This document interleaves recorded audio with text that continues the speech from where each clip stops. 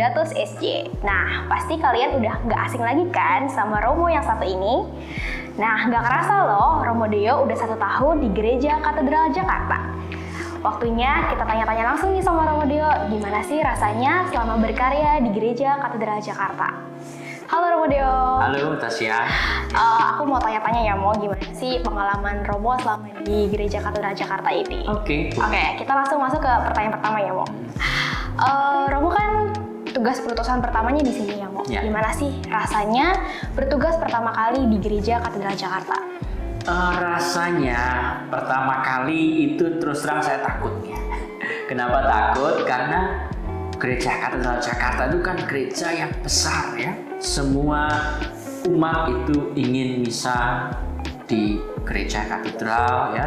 Lalu banyak juga misa-misa online yang juga diikuti oleh umat begitu.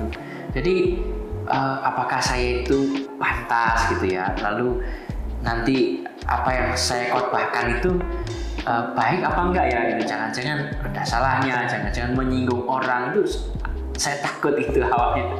Itu karena ini tugas pertama juga ya. Jadi kesan saya pertama itu sih takut, khawatir. Oh, jadi perasaannya selama ini takut ya kok pertama kali ya Mo ya? Iya, tapi lama-lama semakin kesini sih semakin ya nggak takut lagi. Kayak udah enjoy ya Mo? Ya, udah enjoy. Mantap banget nih Mo. Oke, nah Romo nih dapat tugas apa aja sih Mo selama di sini?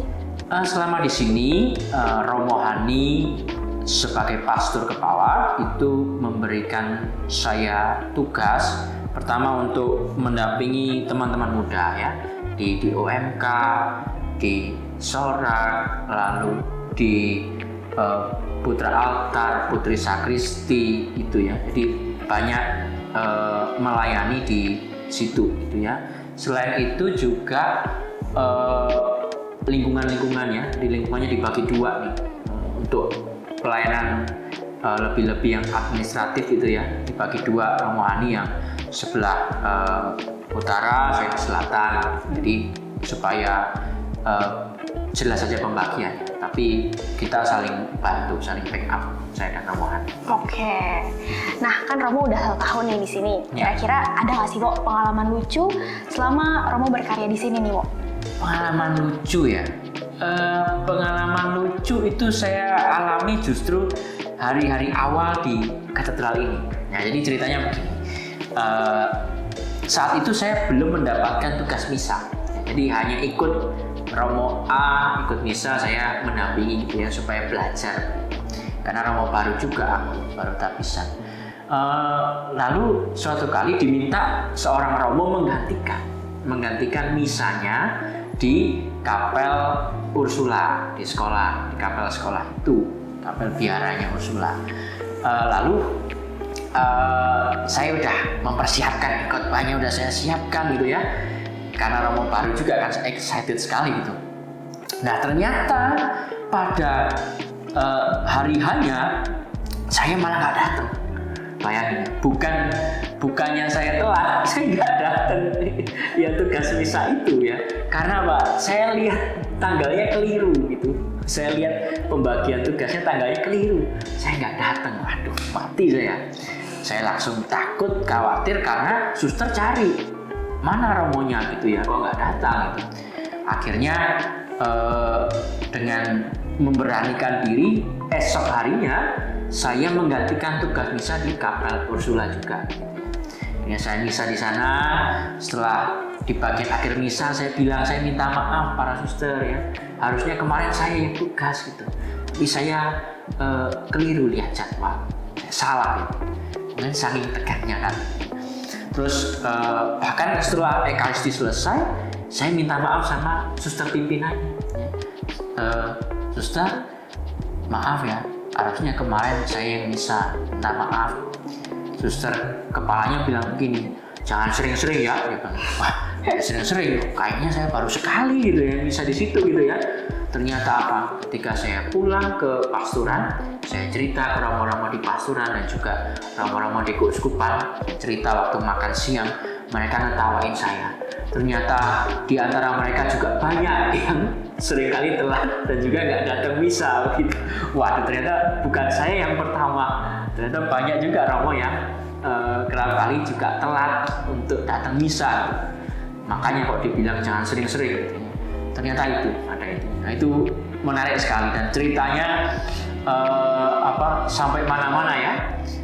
Bahkan sampai orang paroki yang lain pun tahu cerita itu bahwa saya tidak datang misa di kapal Ursula sampai dimarahin suster gitu. itu bagi saya lucu, menarik. Ya saya belajar bahwa saya harus lebih fokus, lebih setia, lebih tekun untuk ngecek jadwal, catat, mempersiapkan dengan baik. Itu sih. Oh gitu, oke. Iya. Oke. Tantangannya apa sih, Mo, selama Romo ada di sini?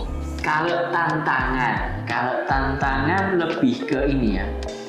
Tentu saja kita ikut serta dalam suasana umat ya di katedral ya, lebih-lebih ya.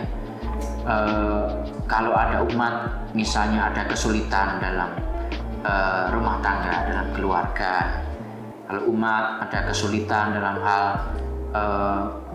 ekonomi ya, atau dalam konflik yang berat begitu ya, antara anak dengan orang tua dan sebagainya, itu tentu saja saya ikut sedih ya, saya ikut merasa khawatir harus bagaimana ya membantu mereka. Saya kira itu tantangan yang konkret yang saya hadapi di paroki ini sehari-hari ya. Lalu ya saya harus menjumpai keluarga yang mungkin ingin cerita, ada kesulitan dan segala macam. Itu saya kira tantangan yang pertama.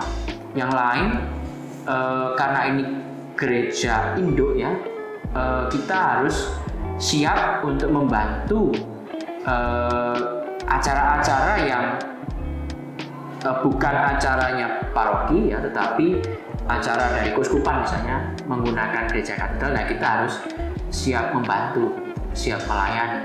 Itu saya kira dua tantangan yang saya hadapi. Oke.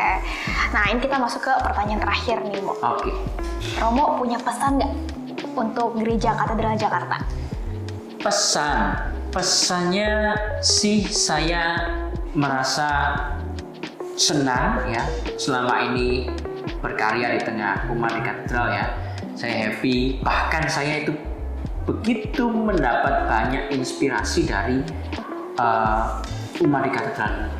Ada kaling yang minta saya mengunjungi umat yang lama tidak ke gereja, ada kaling yang minta saya untuk mendamaikan sebuah keluarga ya. Saya diajak untuk mengunjungi lansia yang sedang sakit, entah memberi komuni, entah pengakuan dosa. Lalu saya melihat bagaimana umat itu sangat memperhatikan saudara-saudari kita yang lansia ya, cukup banyak lansia di katedral itu ya. Itu kalau sakit, bahkan kalau meninggal, itu juga umat itu yang saling bahu-membahu membantu dan melayani saudara kita yang sudah lansia dan juga sakit. Itu sih, itu saya merasa pesannya ya, kita mari kerjasama ya dalam suasana gereja sinodal ya, kebersamaan. Kita berjalan bersama saya sebagai Romo, sebagai umat, siapapun kita berjalan bersama untuk mengikuti kehendak Tuhan, untuk mengikuti gerak Roh Kudus dalam kita mewujudkan kesejahteraan bersama dalam gereja dan masyarakat. Begitu sih, itu pesan saya. Oke, Romo. Nah, sebelum sesi ini berakhir nih, Mo, aku punya game. Jadi nama game ini disordered ya. Jadi Romo harus jawabnya dengan cepat. Oke, Mo? Oke. Yang pertama, Romo tim bubur diaduk apa nggak diaduk nih, Mo? Saya diaduk. Wah, kenapa tuh, Mo? Diaduk karena apa ya? Karena ya nggak tahu ya, enjoy aja kan, selera ya. Enjoy aja kalau lebih diaduk gitu. Oke. Telur dadar apa telur mata sapi, Mo? Telur dadar. Oh, kenapa tuh, Mo? Nggak tahu, sejak kecil kayaknya telur dadar itu lebih, saya kan lebih suka rasa yang gurih ya. Oke. Lebih gurih. Kalau biasanya telur mata sapi pakai kecap kan. Saya dadar aja. Oke. Romo pilih misa pagi atau misa malam nih, Mo? Misa malam lah. Waduh, kenapa nih, Mo? Kalau pagi harus bangun pagi susah. Mending malam. Oke, jadi Romo milih misa malam ya, Mo ya? Iya. Oke. Romo milih misa harian atau misa hari Minggu? Misa hari Minggu. Kenapa? Karena misa hari Minggu itu umatnya banyak dan saya khotbahnya itu saya persiapkan secara khusus gitu. Kalau misa harian saya selama ini sehari sebelumnya saya siapkan. Kalau Minggu itu selama seminggu itu saya persiapkan khotbah untuk hari Minggu untuk ke depan. Oke, berarti udah disiapin secara matang ya, Mo ya? Ya. Untuk materinya. Oke. Oke, Romo, sepertinya kita harus selesai sampai di sini. Oke. Terima kasih Romo udah mau hadir di sini untuk YouTube Komsel Katedral Jakarta. Terima kasih. Ya, terima kasih, teman-teman. Romo Deo. Ya, terima kasih.